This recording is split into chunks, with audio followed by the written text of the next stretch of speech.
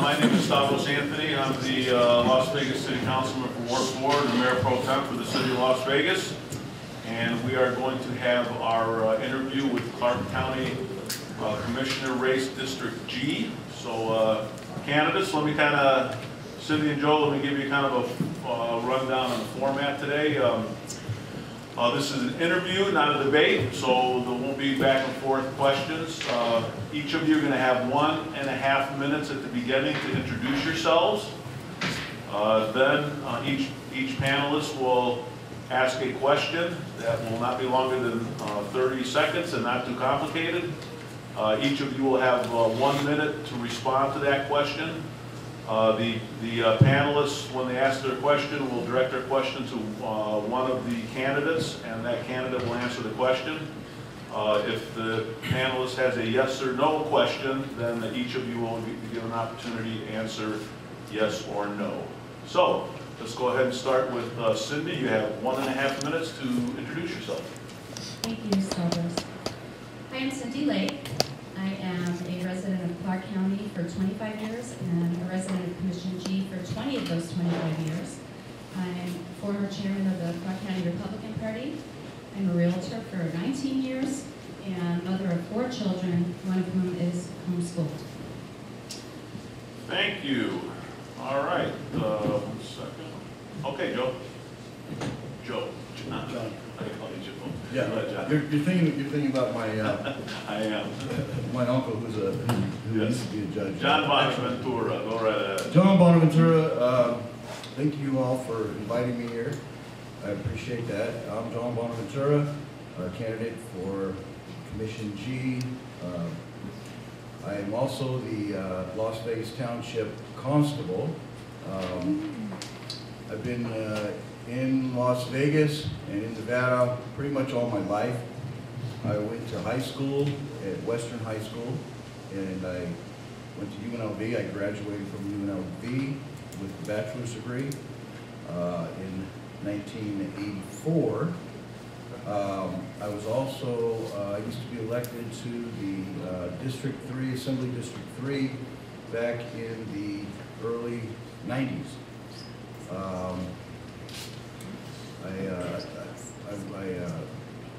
I went to some training with the U.S. Department of Justice when I used to work for the U.S. Department of Justice.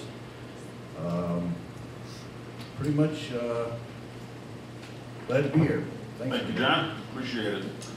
All right, so we'll have the panelists ask a question, and you will have 1 minute to respond unless it's a yes or no question. So let's start with, Travis, let's get you out of the way. No, Travis has to go first because he has to have 1 question. All right. Then it'll be you. Go ahead. I'll get you back. This is to both panel members. It can be short. What's your primary source of news? I read the New York Times every day just to stay pissed off. What's your #1 source of news? Is that a fair question? Yes, absolutely. Yeah. Okay. Your #1 source of news, Cindy? Alternative media. Primarily Ben Swan. Okay. John? Actually, I don't have a primary source of news. I kind of just, watch here and there. I'm pretty busy with my job and everything, so once in a while somebody hands me the newspaper. Online, I do some online stuff when I get time, and once in a while I'll actually watch one of the one of the news channels, 3 or 13 or 8 or something like that. Just kind of a full spectrum of it. Okay. All right. Go ahead, Karen. Good afternoon, and thank you for joining us here today. Miss Cindy Lake, it was reported on Facebook that you were quoted as having said that you would rather vote for Obama than Mitt Romney while you were chairman of the Clark County Central Republican Party Committee. Would you please address that? Sure. Thanks for asking that, Karen, because I've never actually had an opportunity to answer that question in depth. And no, I was not chairman when that conversation took place. That was 8 months prior to my becoming chairman. It was a private Facebook chat between me and a college Republican student. And at the time I was trying to convince him to caucus for my choice of presidential nominee. I've never voted for a Democrat in my life. I was raised in Brooklyn, New York, in a Democrat family. I was never registered a Democrat. I've never voted Democrat. And that was an excerpted conversation, private conversation, that was posted on Facebook without my permission. So there's the full true picture of that conversation has never been publicly addressed or posted. And I was advised not to address that as chairman, but I'm glad I have a chance to now. Thank you. So we can say definitively that while you were Clark County Central Committee, Clark County Republican Party Central Committee Chairman, you never made the statement that you would rather vote for anybody other than a Republican. Never. Thank you. Thank you. Okay, Nathan. You made the statement, Cindy, that one of your children's homeschooled. One of the questions that's been asked to all the other panelists is position on school choice. Can you explain to us, obviously you believe in school choice, why you chose homeschooling? Yes, absolutely. As I said, I'm a mother of 4. 3 of my older children went through CCSD, and 2 of the oldest graduated with advanced diplomas from Green Valley High School and went on to college and needed remedial math courses when they went to college. So when I had my 4th child, 13 years after my next youngest, I decided to do things differently. And research shows that homeschool children do better in almost every area. Since I've been here, we've gone from probably top 10%, at least Green Valley High School was, top 10% in the country, and now we're polling at the bottom, as Jason Smith said prior, at 51st out of 50. So I'm having great results with homeschooling. I'm pro-school choice. I'm pro-government getting out of the way. Everything the government touches, it seems, is a failure. And throwing more money at it isn't working. So, yes, pro-choice. Thank you. Homeschooling. Pamela. This question is for Cynthia Lake. I've been a resident here for almost 4 years now, coming from California, and I've learned that our water quality is pretty bad. What do you know about our water quality, and what do you plan to do if you were to become commissioner to improve that? This is too easy. Have you looked me up on Facebook?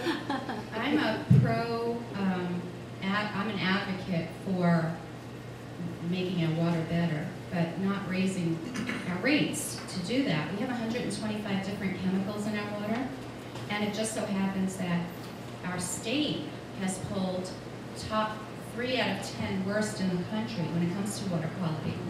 And my opponent, Mary Beth Scow, happens to sit on the board of Southern Nevada Water Authority. So that's first and foremost at the top of my list, is to address water quality.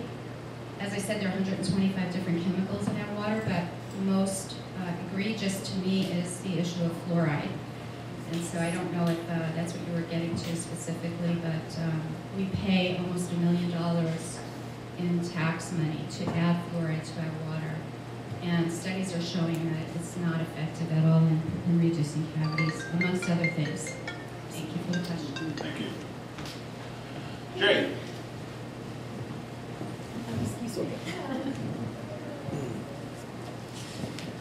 I know that both of you support the Constitution, both the our U.S. and state Constitution. Pretend I was a child in school and define to me the Constitution, explain to me what the Constitution is. Starting with Bonaventura. Yeah, I'll give you about 30 seconds to do that, John. Well, you know, the Constitution was put together by our founding fathers to protect all of its citizens and make sure that all the people that the citizens that are in the United States, and if you're speaking about the Nevada Constitution, you know that every state has a constitution, and there's also a federal constitution. But the Constitution basically protects our rights. It ensures against discrimination.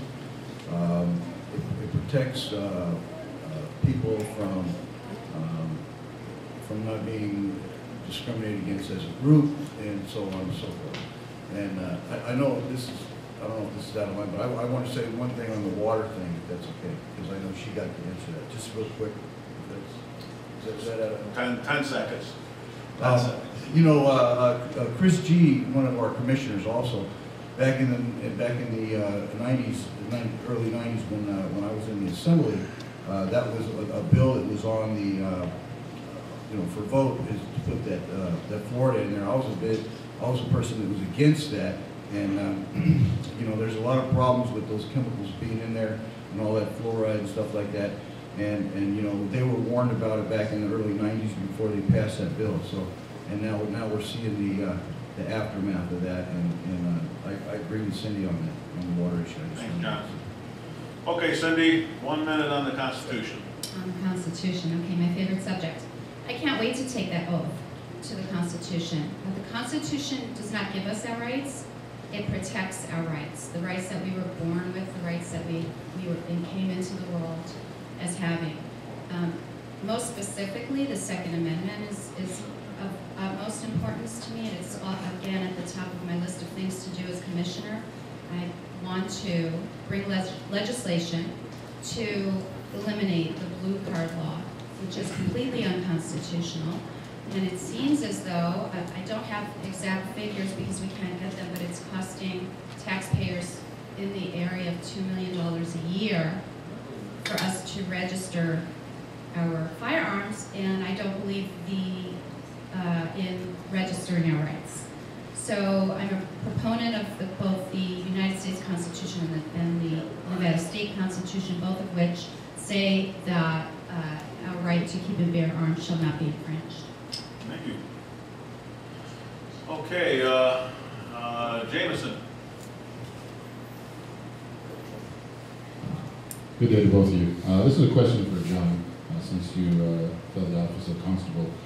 What types of changes do you think the Commission can and should press towards law enforcement in the treatment of veterans and minorities in Nevada? Well, I think that, right now the Commission's kind of a mess as far as law enforcement goes. It seems like most of the commissioners are anti-law enforcement.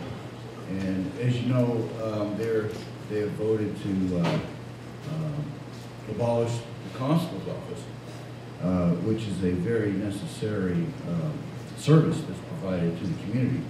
Without a Constable's office, the economy is going to be in shambles because nobody's going to be able to get their court orders enforced. People aren't going to be able to evict somebody out of a house, out of a bad situation. It might take 6 months or longer, like it does sometimes in California. So one of the first things that I would like to ensure is that we keep our services and protect our citizens. As far as law enforcement goes, I think that the commissioners shouldn't be anti-law enforcement, because we all know that we need some sort of law enforcement when somebody's in trouble or they need their rights protected. Thanks, John. Appreciate it. Robert. Do you, for both, yes or no, do you both support the development of drone industry here? We say drones? Yes, you support the drone industry, yes or no, The John? development of drone industry. No. Cindy? No. Okay, Lisa. This is a question for John. I'm a political consultant on the panel, so I'm going to talk to you as a political consultant, ask a question. If I'm a voter and I see you're running for office and I go out and I Google your name, I'm going to see some negative press out there that unfortunately happened over about the last year and a half. What is your strategy as a candidate to successfully be able to make sure that everybody knows what the issues were and how are you going to do that? Well, if you look at the press out there, everyone that's basically in political office, there's some kind of negative press. The press tends to skew things. They tend to spin stories for their own good, so they can sell newspapers. I mean, in my case, you know, they like to put me on the front page all the time for things. And if you look at the actual issues, there is no issues. I mean, it's just all BS. Read between the lines. You know, there's always some kind of spin on something. It's just like, for example, the thing that just recently happened where Cynthia Lake was going after Metro for the helicopter spotlighting, and then Metro retaliated with investigating Chris G. and Cynthia Lake, and now they're, you know, if you're paying attention to that, you'll see that they're saying that they're being bullied. Okay, so it's the same thing the other way. You know, they're bullying the constable's office, but yet when they get bullied, they're hypocritical, because they're going to come out and say, you know, we're getting bullied. When it's okay for them to do it to somebody else, but it's not okay when somebody does that to them. Thanks, John. William? I want to kind of follow up on that. We like transparency in government, but if there were transparency to the candidates themselves, and voters were to have an open book of your past business, financial, personal dealings, in a simple yes or no, at face value, would or should the voters choose you? Absolutely. Yes. Okay, Zachary.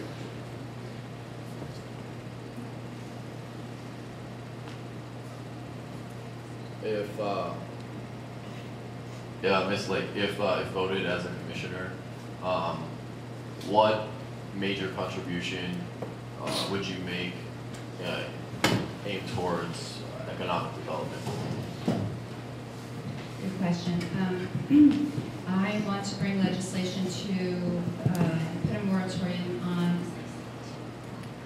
business license fees for new businesses for at least the first 3 years, and perhaps even address struggling businesses with some criteria for that. So I think the only way that government doesn't create jobs, government needs to get out of the way for people to create jobs, small business owners to create jobs. And the way to do that is to reduce regulations, fees, license fees, et cetera. I'm a realtor for 19 years, so therefore I'm a 1099. I'm a small business owner in essence, and I pay business license fees for the county, the state, and the city of Henderson, along with my licensing fees for being a real estate agent. So it's really,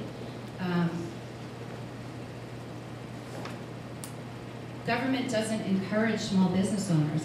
Government discourages small businesses from even getting off the ground. So that would be my contribution. Thank you, Cindy. Melody? Good afternoon. Thank you both for attending this interview. Cindy, like you, I homeschooled my youngest daughter, and I think it is an absolute benefit, so I won't even address that issue. However, I believe you are a member of Citizen Watchdog. Southern Nevada Watchdogs? Yeah. Yes, okay. I would say I'm a member, yes, I support them. So you have attended many city council meetings and county commission meetings, and you have watched the proceedings. One of the things I've noticed, I haven't attended, I've watched it on TV, is a lot of small or potential business owners come before the county commission without an attorney, and I have not actually seen one person yet receive their business license if they don't have an attorney present with them. Hey. What would you do to address that? Okay, go ahead, Cindy. Well, again, I would do everything to encourage the small business owner. So I wasn't even aware of that, Melody, but I haven't seen that in the year that I've been attending every other week.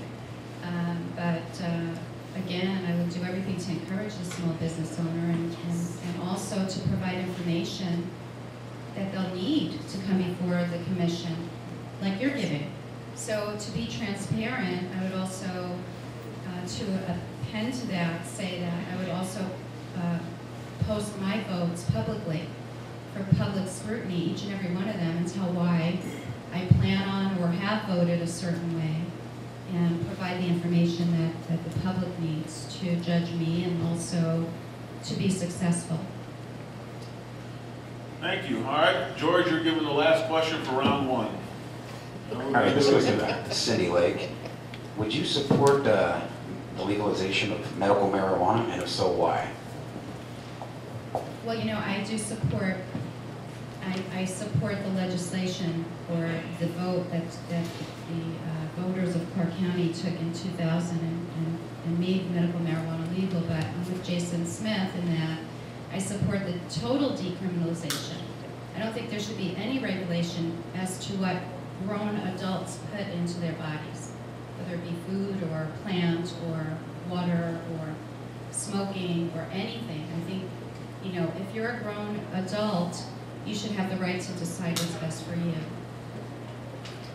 Thanks. John, everybody's answered that question all morning, so why don't you just go ahead and plug in a minute. Well, you know, Anthony, get everybody on the record on medical marijuana. I'm sorry, you're like becoming the lone wolf over here, this anti-medical marijuana person. You didn't have to bring that up. Well, at least it's, you know, medical marijuana, and you're not like handing it out in big bags to everybody like Chris G wants to do. But, you know, the legislature voted for it, the citizens voted for it, so, you know, there's pretty much not really a choice but to go with the majority of the citizens that they want to see medical marijuana. Now, if they start, you know, like I said, they start handing out bags of it to everybody on the street corner, you know, that's a little bit different, or 7-Eleven. I know Colorado, well, that's where I was born, in Pueblo. I mean, you can basically go to the 7-Eleven and buy marijuana. You can grow it. It's not true? No, it's you true. can grow it That's in true. your yard, right? They don't sell it at the 7. Well, maybe like 7-Eleven. They have state legislated dispensaries where you have to. I was kind of making a joke there. Like, It's kind of more, you can go to the 7-Eleven and buy it illegally. Wherever you want. All right. Marijuana is making us busy here, so let's move on to something else. Okay, all right, Travis, we'll do round 2, go ahead. All right, this is a short answer for both candidates. Yeah. Would you cut funding for county parks to fund a veterans specialty court? Yes. Why? A specialty court, or did you say it? Yeah. A specialty court. Can you elaborate on the court part? No, if you don't know about it, then. I probably, yeah. But I mean, if it's going to help the veterans, and you know, we spend enough money on parks right now.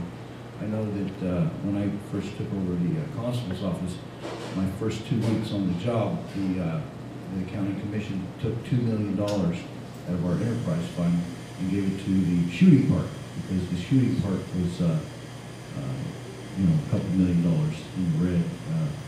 You know, it's fairly new, so you know, we weren't too happy about that. But you know, when you take money from parks and give it to veterans, you know, I would see a problem with that, depending on what kind of services or what kind of thing you want to open.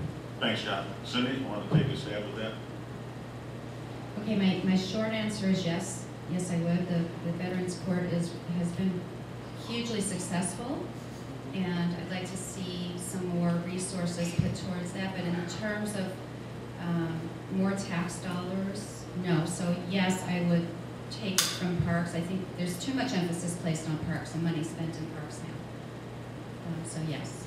But you got to remember, most of the money that goes to parks is taken from somewhere else. So, you know, it's kind of like going in a circle. Okay. Does anybody from the audience, I forgot, did anybody in the audience want to ask a question? Okay, right, we'll go ahead and continue on with Melody. I don't really have a question, but I do think it is important that everybody understand that the Veterans Court is not funded by taxpayer dollars. The Veterans Court is funded by a $7 fee that is issued on every traffic ticket. So in light of that information, I would like you to address that question again. Okay, Cindy, go ahead. Thank you. Okay.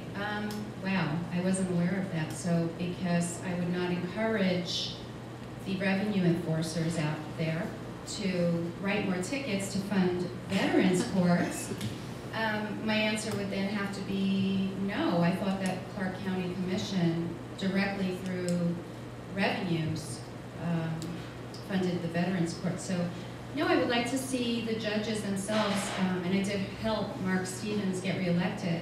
I would like to see the judges themselves do some volunteer work on behalf of the veterans courts, but not have it come out of traffic tickets, all of which I'm too Well, it familiar does. with. Okay, well, then All no. specialty courts come out of the traffic Okay. tickets. Do you want to comment on that, John, 30 seconds? Yeah, well, you know, I don't think that when an officer writes a ticket, they're trying to figure out where the money's going to go to. Because I know that, you know, back a few years back, they had a bill in and it passed for the Barbara Buckley tax, is basically what they call it. It was really not a tax, but for every document that gets recorded in the county recorder's office, $1 goes to Barbara Buckley's group. So you know, there's money that goes to a lot of things through those tickets. It goes to fund the courts, and it goes in different areas. But you know, I wouldn't agree to that we should specifically target tickets in order to get $7 to fund the Veterans Court. Thank you. Zachary. Can I just say one thing? I just want to follow up on that. You talked about the Barbara Buckley tax of $1. Are you referring to the Legal Aid Center of Southern Nevada? Yes, ma'am. Thank you. Thanks. Zachary. I'll just position on pro-life again, for both. Pro-life or pro-choice? Cindy? I'm personally pro-life, but I don't want the government funding abortions, and I believe every woman has their choice, and I wouldn't shove my choice down anybody's throat, but personally, I am pro-life. John? So basically, you're pro-life and pro-choice, but okay. I'm pro-life for me and pro-choice for Everyone else? everyone else. It's their choice, not mine. Well, and that's, you know, that's sort of how I feel about that too, is that, you know, if somebody has a choice that, you know, they don't want to go forward with something like that, then should be their choice. Or if they're of a certain younger age, you know, maybe the parents should have some kind of a say-so in that. Thank you. William?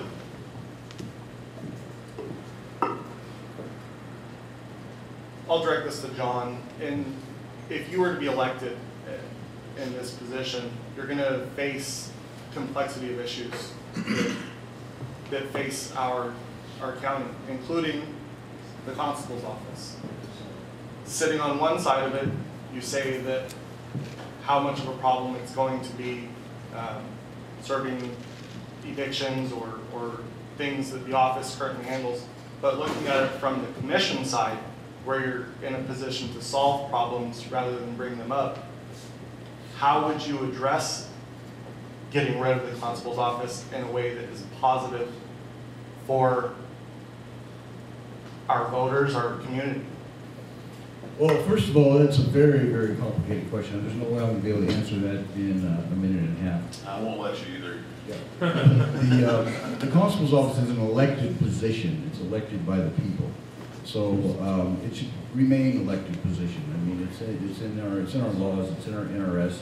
It needs to be an elected position. It needs to stay the way it is, no matter if it's me or anybody else. To vote to eliminate an elected office is not a good thing. To circumvent the voters is not a good thing. So of course I would want that to remain. As far as money goes, you know, that office in particular is one of the only law enforcement offices in the state that is self-sufficient. It doesn't run on the taxpayer money. It collects fees and it uses those fees to run itself. So it doesn't cost the taxpayers any money. It only costs the users of the office that are actually using it to serve their papers and stuff. Now, if you go into a whole, as far as the commission itself and the complexity of all the issues, one of the main things that, as a commissioner, you have to get along with 6 other commissioners. It's not, you're not the only person that gets to decide these things. So, first of all, you know, you can count on them. Okay, because of Steve, you got an extra minute, so no, I gave you an extra minute because of Steve, so thank you very much, John. Thank you. Okay, all righty, where did I leave? Lisa, okay, Lisa.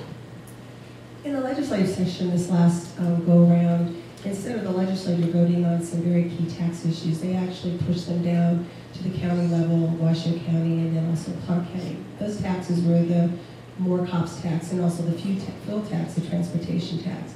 If you could each just tell me whether you would have supported or how you would have voted as a county commissioner, first on the more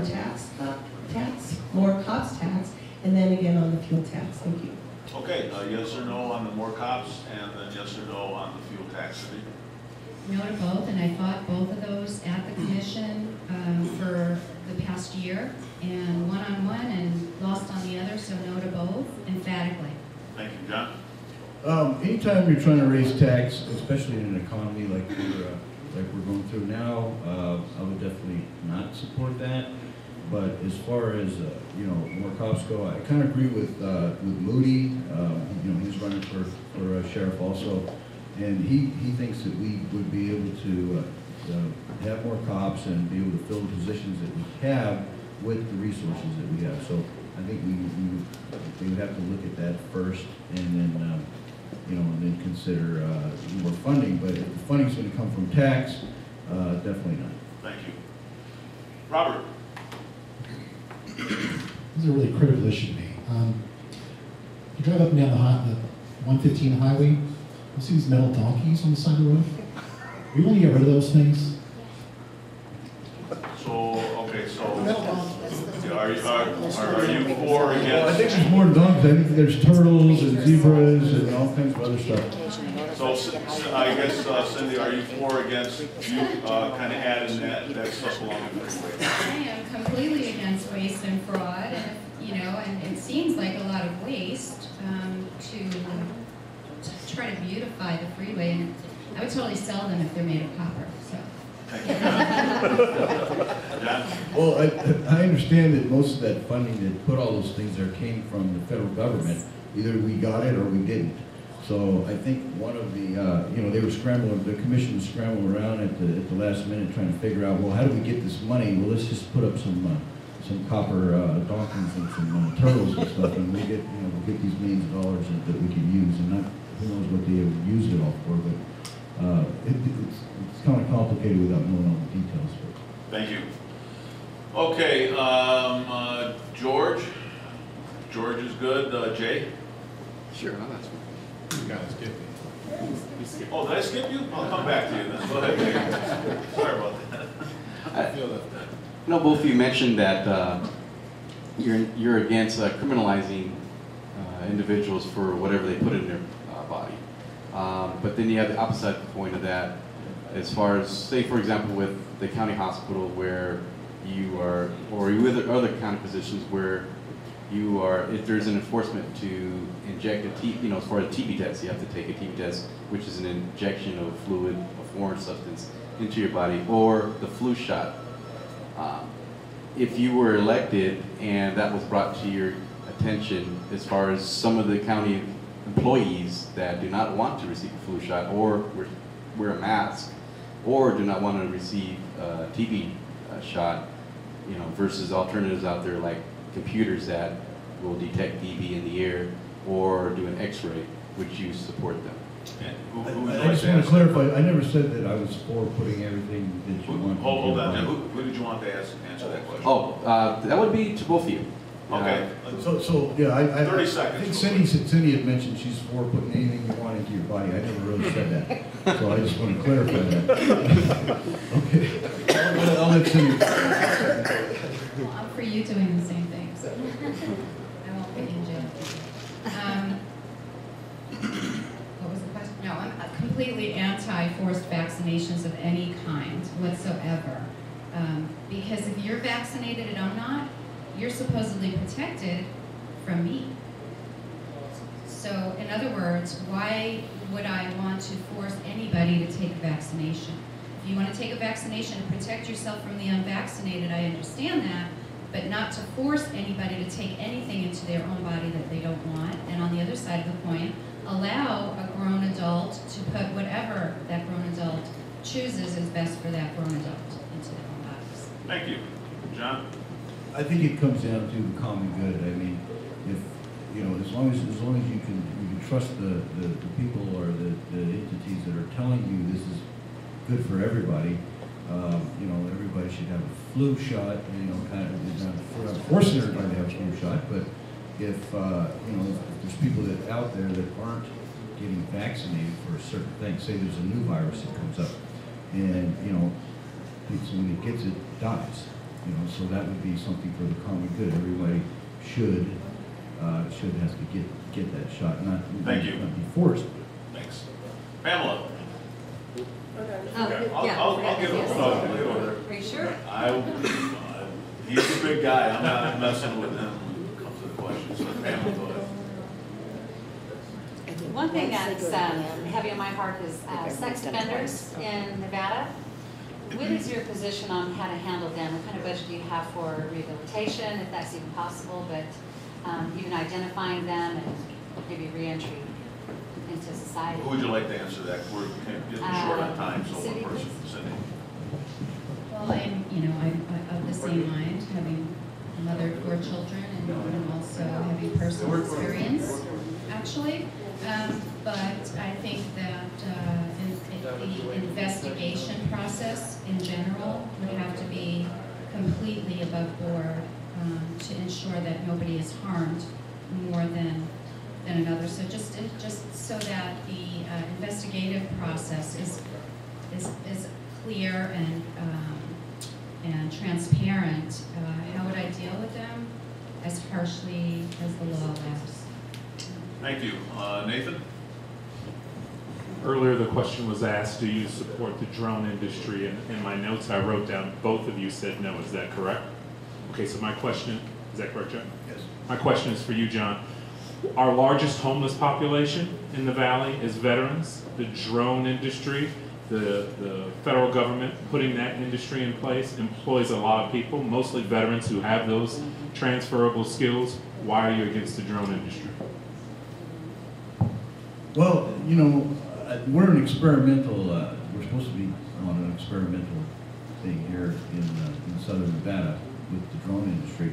And I have a friend that works out there at Creech Air Force Base, and they basically deal with the drones, and it doesn't create very many jobs. There's only like 3 guys that sit there behind a computer screen and fly these kind of like model airplanes and fly them around. So I don't see where it would create all these jobs. I mean, if there was actually a person flying it, that would create some jobs. But as far as the job creation goes, I just don't see all those jobs being created from drones. I mean, it's basically an electronic, you know, robot type system that it doesn't really require a lot of staff to run these things. Thank you. Okay, Karen, and then Jameson's going to wrap it up. Good afternoon. Are we on? Yes. Good afternoon. Thank you again for joining us. We have a little bit of time, so I'd like each of you, if you could, to address what UN Agenda 21 and Common Core and ICLEI are. Thank you. Okay, I'll give each of you 1 minute. Cindy, go ahead. Okay, near and dear to my heart again. This is too easy. I've been fighting ICLEI, Agenda 21, Common Core, and federal government strings for the past several years. As chairman of the party, under my leadership, we did anti-Agenda 21 resolution, anti-Common Core resolution as well. So I am out there in front of the City Council and Commission whenever these items come up, or try to be, Agenda 21 items like HOA, CIS. Can you explain what they are? Yeah, well, in the 1980s, an organization called ICLEI, and under the alliance with George H.W. Bush, wrote legislation for the UN to come in and design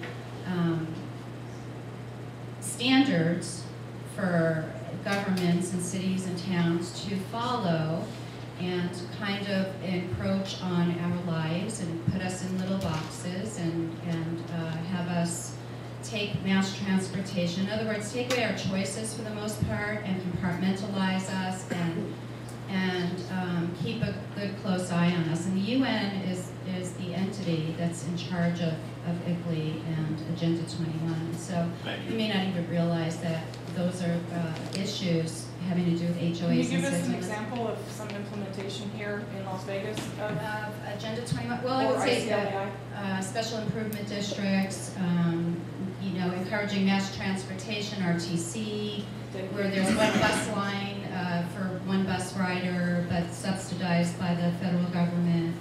And Common Core is, you know, worse than No Child Left Behind.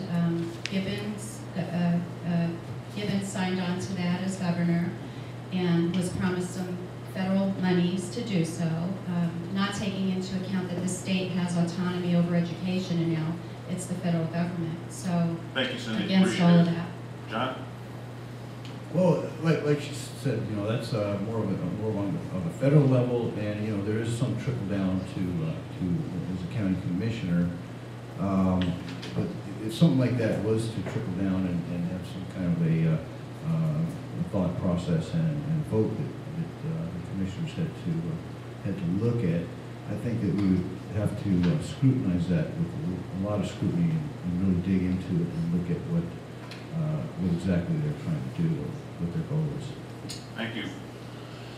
Jameson. Yes, sir. I'm going to direct this question towards John.